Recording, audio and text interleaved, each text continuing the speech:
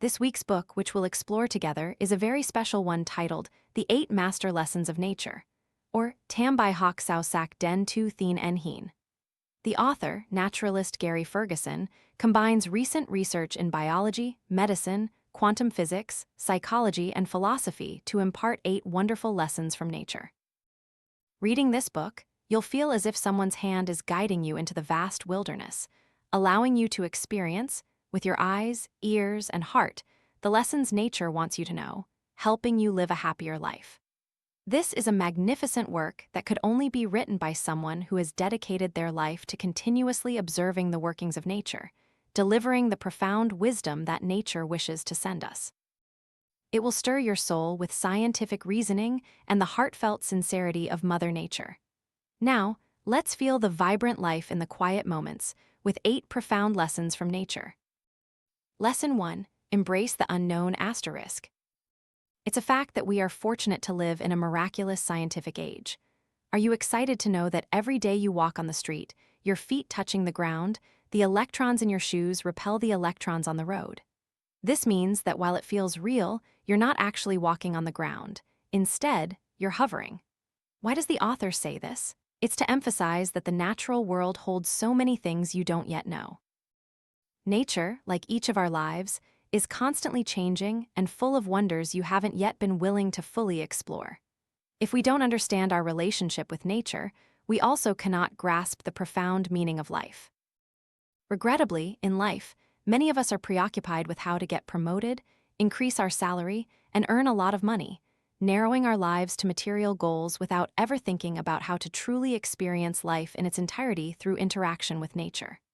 The author says that first, you need to awaken and activate your diverse senses. Now, listen to his experience when he went deep into the forests behind the Rocky Mountains. Back in the 1970s, when I freely roamed the wilderness of the Rocky Mountains, I realized I always wanted to stop, close my eyes, and listen to the wind. In fact, I became a wind connoisseur. The black pines whispered quietly, the Douglas firs sighed, making a sound like waves. The aspens chirped like a babbling brook. The sound of the striped birches was distinctly different, like a sudden shower falling from the sky. The low bushes on the plains rustled stiffly. The wheatgrass made a distinct swishing sound. On the edge of the permafrost, as if touching the top of the world, I heard the music of the subalpine firs, the sound of branches facing the wind being torn apart, and the branches behind them twisting and entwining. Then, I began to nurture my intuition by the stream. The air against my skin was cold and damp. The warmth of the sun on my eyelids was pleasant and comforting. I ran my fingers over the cracked old oak, touched the trunk of the aspen and its bark, which felt like it was coated in fine powder. The smell of nature is indescribable. The bark of the ponderosa pine gives off a vanilla scent. The aroma of night-blooming flowers and mountain rain lingers endlessly. The scent of the grassland after a heavy rain permeates the soul. Roses, potentillas, dandelion leaves, each has its own distinct fragrance. Close your eyes, and the scents rush in. It feels like a Sunday morning when you approach a freshly brewed cup of coffee or a hot waffle and inhale its aroma. When we step into nature, we can activate all our senses: sight, hearing, smell, taste, and touch to experience the emotions nature brings us. However, what is the problem with humanity? Why do we need to learn from nature?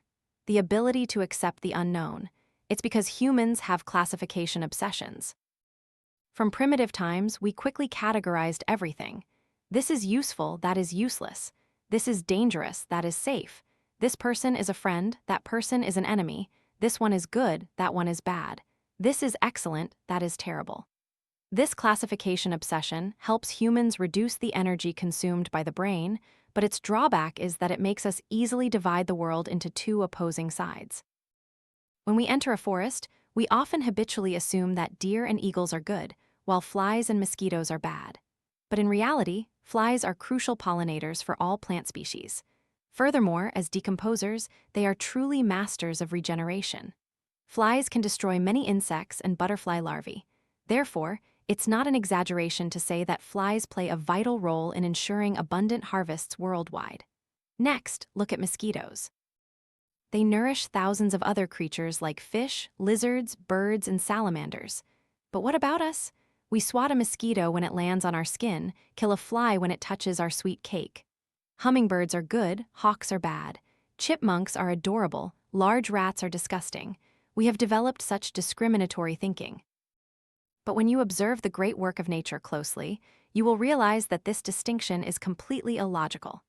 Humans assume that all species must have males and females, male and female. However, most plants are hermaphroditic. Many species of fish, jellyfish, and oysters can even change their gender at will based on the needs of the herd. Because we use dualistic thinking to distinguish everything, it's like manually placing another brick in the wall separating us from nature, preventing us from truly experiencing a wonderful life. Therefore, the best way to gradually break this dichotomy is to try to spend more time immersing ourselves in nature. Each time we sit by a river, listening to the wind blow or the birds sing, we have an opportunity to get closer to the essence, to the profound lessons that nature can teach us. When you observe and interact with nature, nature slowly reveals its deep wisdom to you, allowing you to begin by learning to accept the unknown, thereby reducing discrimination and prejudice in daily life.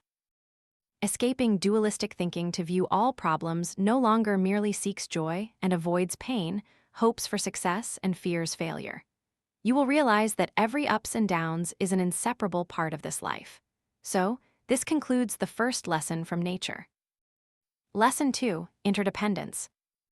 In the past, we often assumed that human evolution had to follow the law of the strong devour the weak, where survival was only for the strongest through ultimate struggle.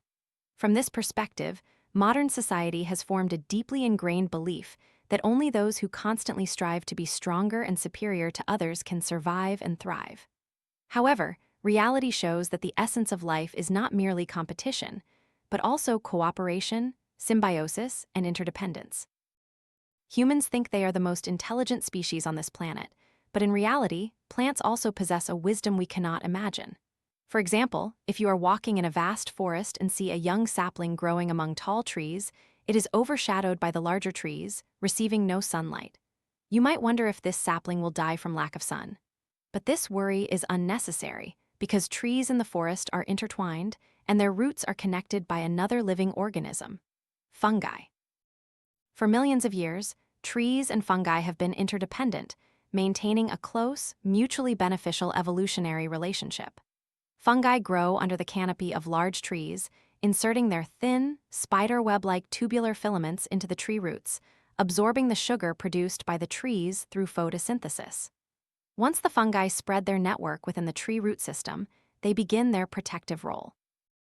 If a sapling doesn't receive sunlight, the fungi will transmit a message to healthier trees to transfer excess carbon and necessary nutrients. This process is completed underground, so the sapling will not die but can grow securely. For millions of years, trees have never competed with each other but have always cooperated closely to develop as a community. What is noteworthy is that plants also consider humans to be a member of this community. When we enter areas with plants and vegetation, they release an antibacterial compound called phytoncide. Although invisible to the naked eye, it mixes with our breath. After reaching the lungs, this compound travels along nerve cells into the body's arteries, helping reduce the risk of high blood pressure and cardiovascular disease. Another part combines with lymph nodes, rapidly improving human immune system function. The remaining part of this compound is sent to vital organs to improve various other functions. Plants have always given us the best, but greedy humanity has stopped at nothing to cut down trees and destroy forests for self-gain. We must always remember a saying in the book: the less green space people live in, the greater their risk of illness and death. The author particularly admires Zen master Thich Nhat Hanh. When the Zen master taught at Plum Village, he held up a piece of paper and said, "Look closely at this paper. You can see the white clouds, you can see the stream, you can see the trees. You can also see the loggers, the bread they ate, the barley that was cultivated, and the machines used for farming. All of that combines to create a blank piece of paper. So, it can be said that you see the whole world in this piece of paper." This is the teaching of Thich Nhat Hanh. He believes that all things in the world, all of us, are connected and interdependent. However, some might wonder, plants are like that, but animals are different. We still see animals constantly attacking each other, Ultimately, only the strong survive. The author says this is not actually the case. Take the peer David's deer as an example. During mating season, the males will fight and butt heads, but it's not the strongest one that wins the right to mate. On the contrary, the strongest ones often die. This is because overly strong deer are very aggressive. They almost go mad and attack incessantly.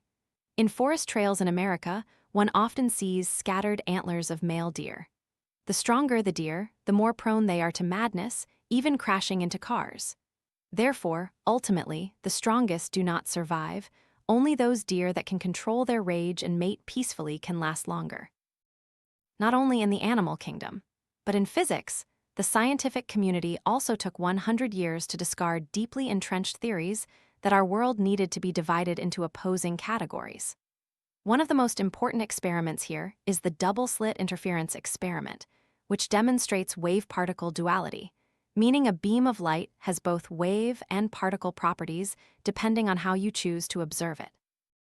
Scientists have shown that we cannot clearly distinguish what is entirely ours, what is uniquely ours, what is not ours. We also cannot distinguish what belongs entirely to turtles, what belongs to zebras, what belongs to fungi or bacteria. Simply put, the relationship between us and nature is, I am in you, and you are in me. All things are interdependent. The same applies to human relationships. Therefore, in human interactions, the most fundamental rule of life is never every man for himself, selfish self-interest, or bullying the weak.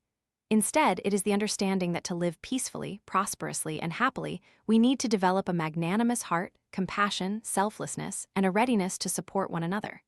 Living with a spirit of I am for you and you are for me, together building a cooperative and symbiotic life. Towards nature, we need to cultivate a heart of respect and gratitude.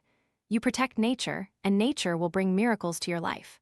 Start with the smallest things in daily life, such as limiting the use of plastic bags, disposable chopsticks, spoons, and plastic products. Instead, choose eco-friendly bags, use your own chopsticks and spoons when ordering takeout. When dining at a restaurant, finish your meal and don't hesitate to take leftovers home. For short distances, prioritize cycling or walking. Donate old clothes, reuse recyclable items, save electricity and water, plant green trees, or donate to reputable organizations that plant trees. These are effective ways to contribute to environmental protection. We need to engrave one thing: nature and us are unified as one, an inseparable part of you and me. Protecting the environment is not primarily for anyone else, but for yourself.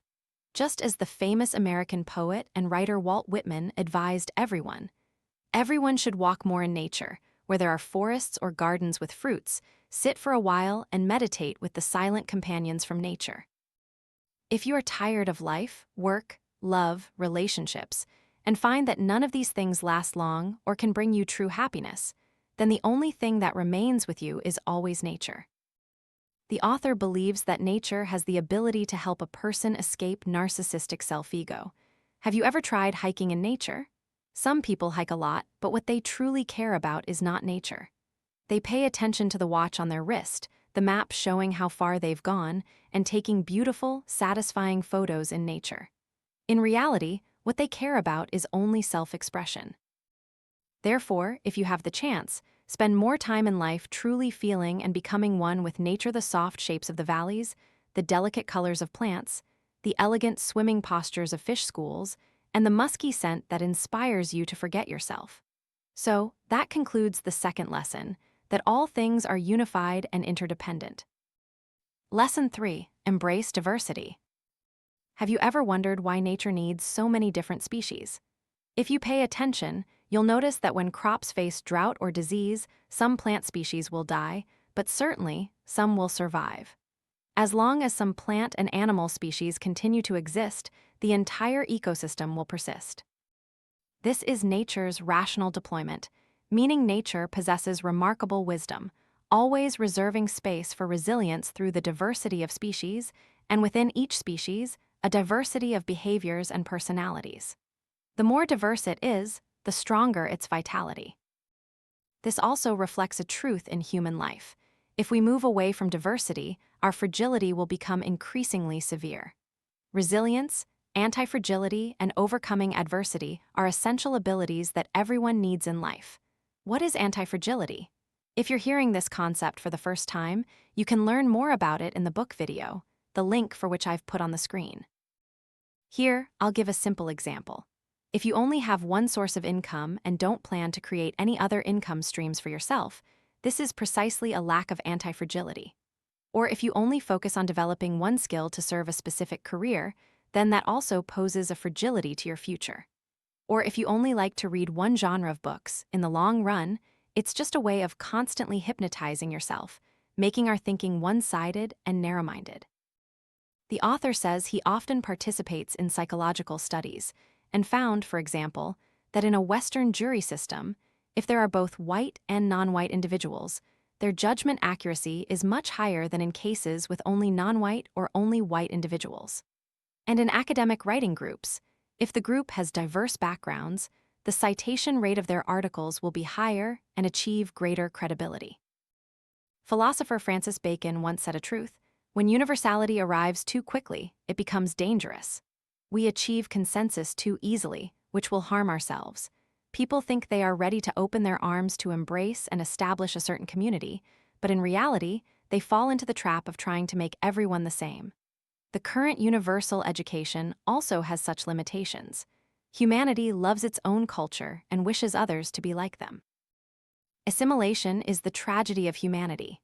That is why the world distinguishes between powerful nations, rich nations, small nations, racial differences, noble and humble origins, etc. Tragedy will occur when diversity is not respected, when superiority takes over, forming within people a kind of weapon that can arbitrarily hurt others.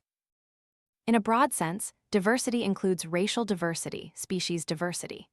Specifically, diversity originates from within the family, office, school, etc., and here, we need to know not to try to wish for or force others to become a version of ourselves. For example, if you don't like someone or something and hastily post negative comments behind a keyboard, it's simply because you see others as not being like you, having different opinions, or not meeting your own needs. At this point, the superiority within you doesn't allow others to have different opinions, and narrow-mindedness obscures the heart that needs to embrace the diversity of life. If this continues, it will eventually turn into a tragedy in your life. So, if you can, from now on, when you go out, pay a little more attention to the wonderful diversity of nature. This will remind you of the third lesson from nature: respect diversity, eliminate prejudice, and embrace differences. Lesson 4: Gender Equality. On the savanna during the dry season in areas where elephant herds live, if there is no water, they must decide to migrate to distant places. But each journey costs a lot of energy and is dangerous. It has been observed that in such situations, if an elephant herd is led by a female elephant, it is usually safer. However, the older a female elephant gets, the more valuable her tusks become, and thus she is frequently hunted by humans. This is a heartbreaking phenomenon. Returning to the leadership role of females, many other animal species are similar. They are not merely responsible for reproduction, but can maintain complex relationships involving life and death. Compared to males, females are often better at connecting and cooperating with others. Human history also proves that ancient cultures all had myths about goddesses. In Vietnam, there is a special reverence for mothers Mao. In Western culture, there is the goddess Gaia, Mother Earth. Lao Tzu in the Tao Te Ching also taught, "Know the male, but keep to the female, and be a ravine for the whole world." This means understanding the importance of masculinity, but still protecting the position of femininity, like a valley that can embrace everything. When we let nature guide us, we will see that only by truly restoring women to their rightful place, equal to men, can we grasp both the inner and outer worlds, living a vibrant and healthy life. Lesson 5: Respect for Animals. Have you ever seen a dog cry sadly or a kitten playfully nuzzle into your lap like a child?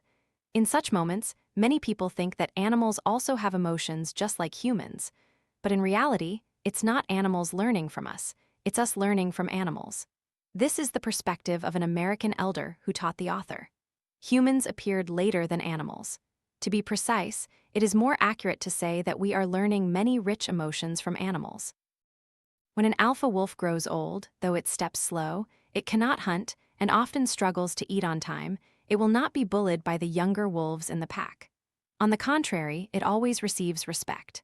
The young wolves, after hunting, will tear apart the prey for the elder wolf so it can easily and directly eat the organs and meat.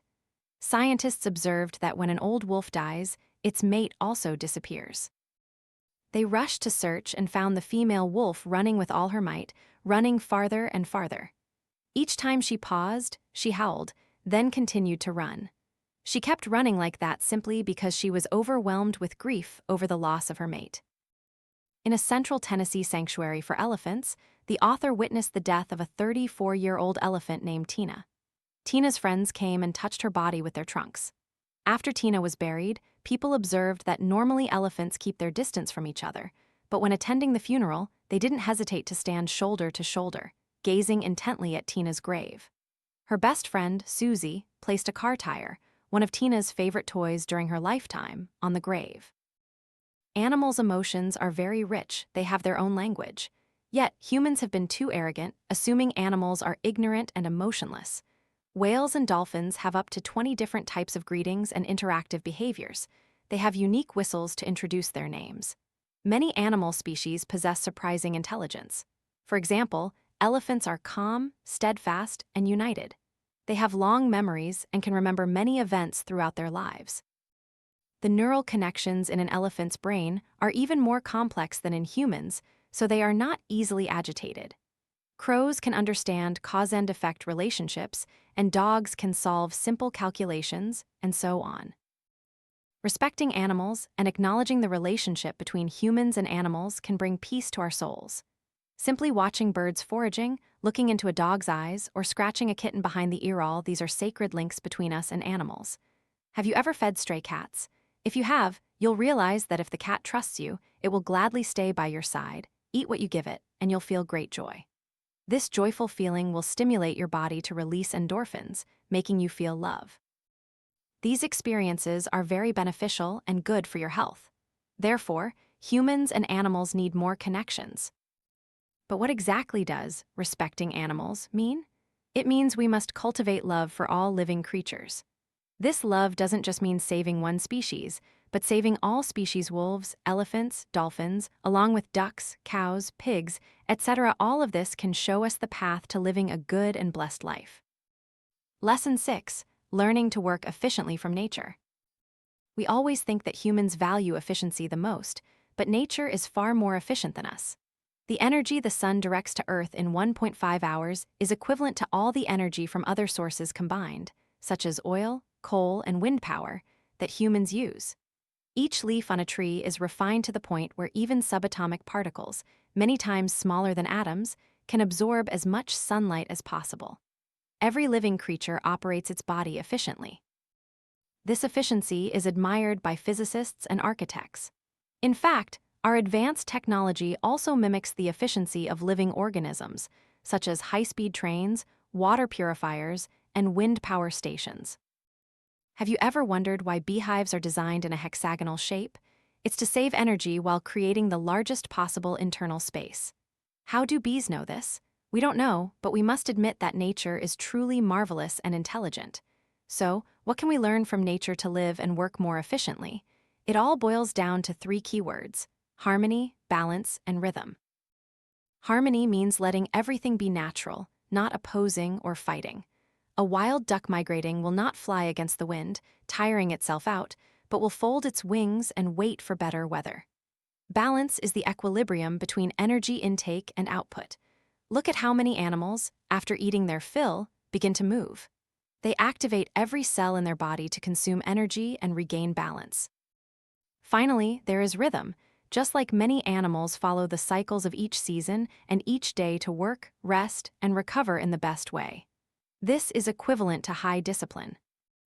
It is important to note that the core purpose of applying these 3 elements to life is to help us avoid wasted effort, unproductive time, and to save energy for the right things. Observe sloths hanging upside down on trees. They do this simply to avoid expending energy on keeping their heads upright. They don't want to hunt, so they just eat leaves. They lower their body temperature to reduce calorie needs. They do everything slowly. If you've ever seen the movie Zootopia, You'll see every gesture of the sloth employees is so slow it makes people impatient. That's why they are called sloths.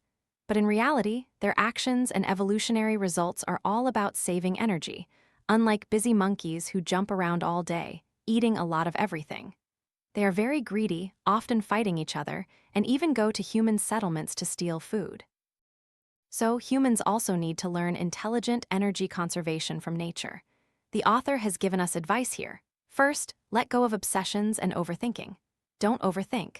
Confused or angry emotions consume a lot of energy and make a person weak. If you don't know what to do at this moment, you can connect with nature. Nature will help you reduce stress. Like when I'm too tired from writing, I'll walk for a while under the green trees. When I return to work, I feel refreshed and can continue to work effectively. Immersing yourself in nature can truly help restart your senses and consciousness, making you more focused. Finally, abandon greed to work effectively.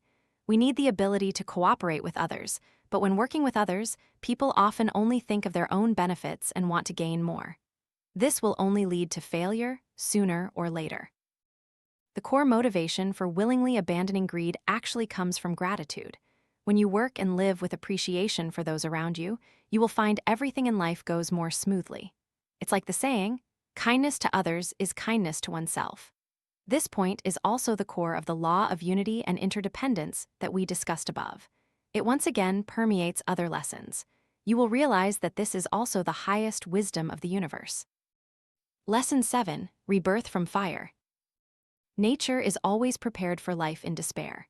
It can not only be reborn from ashes, but also regain prosperity after disaster. Through thousands of years, plants, insects, birds, and animals have learned these skills to survive and thrive from natural calamities.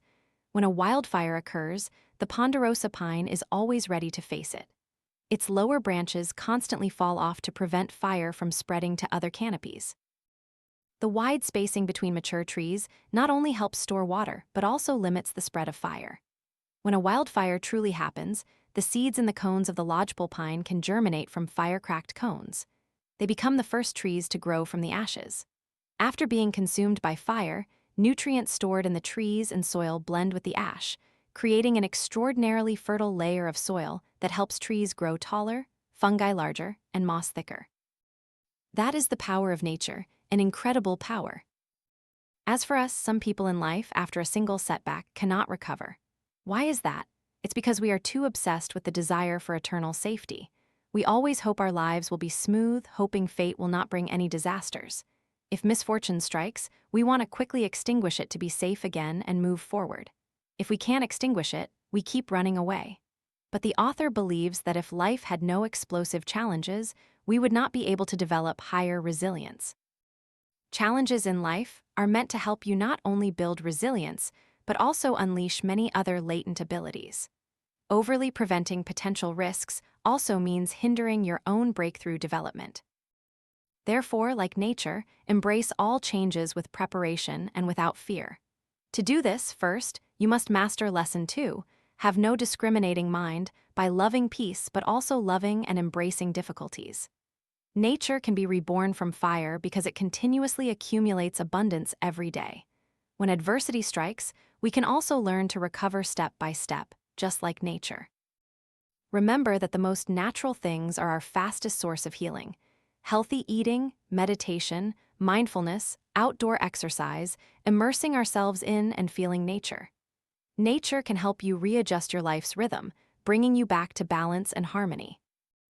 Lesson 8, Learning Value from Elders. In every tribe, elders are very wise and can impart life values to everyone. The same applies to nature. Older plants and animals are like great sages. For example, old trees always know how to detect which saplings need nutrients and which need sunlight. In the animal world, if a herd loses its elderly animals, they will become rebellious. The author once witnessed a herd of elephants, without elderly elephants leading for 10 years, becoming a wild gang, killing over 100 rhinos. Or you will see century-old trees preserving many secrets of nature. Humans can use them to understand climate conditions 1,000 years ago and also calculate summer fog levels, better analyzing long-term trends of ocean currents, thereby understanding the impact of human activities on climate change. The author has a friend, a 102-year-old neighbor, who can be said to be a shining light in the author's growth process. The pressures of poverty and abuse forced her to focus intensely on building survival skills, but she channeled this focus into nature. She used the peace and beauty found in nature to enrich herself. Nature inspired her to keep moving forward. Nature also continuously nurtured her gratitude. Every spring, she watched the new shoots sprout from the garden behind her house. Long, warm summers gave her more energy. In the author's eyes, she was radiant because nature had told her who she should be. She passed away peacefully at the age of 102, and she left profound life philosophies in the author's heart. She helped him resist the temptations of life. She said, "Don't get lost in your own script. Learn to observe to see yourself."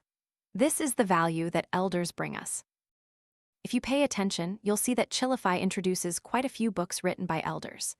Among them is Kokoro no Jisho by Japanese business emperor Kazuo Inamori, written when he was 90 years old. Live Well by Shigeaki Hinohara, who lived to 106. The Almanac of Naval Ravagant by investor Charlie Munger, who lived to 99. And recently, The Value of Human Life by Japan's oldest psychologist, Mrs. Nakamura, born in 1929. These respectable elderly men and women all share a common characteristic. Their lives were initially full of thorns and storms, but ultimately, through their wisdom and abilities, they all lived rich, prosperous, and happy lives. Perhaps you won't be surprised if I continue to introduce other books from other wise elders in the future. I hope we can all learn many things from the experiences and essence they have distilled and left for life. Finally, to conclude today's sharing, I will quote some beautiful and profound words from the author. Beauty is close at hand, just reach out and touch it. On a summer afternoon, standing under an old maple tree, when you suddenly realize that you don't need to do anything, there are no problems to solve, no plans to make only sunlight, shade, and the sound of wind blowing through the leaves, you will feel the beauty. This is a unique and relaxed communication. You exhale nutrients for the tree, and the tree reciprocates with essential oxygen. The world is giving back to you, and you are also giving back to the world. In the face of warnings from natural disasters, epidemics, and unusual changes in nature today, I hope that from the bottom of our hearts, we can realize the importance of respecting nature, which is also respecting our own lives. Finally, let the precious lessons from nature become the light that guides you to live a more meaningful life.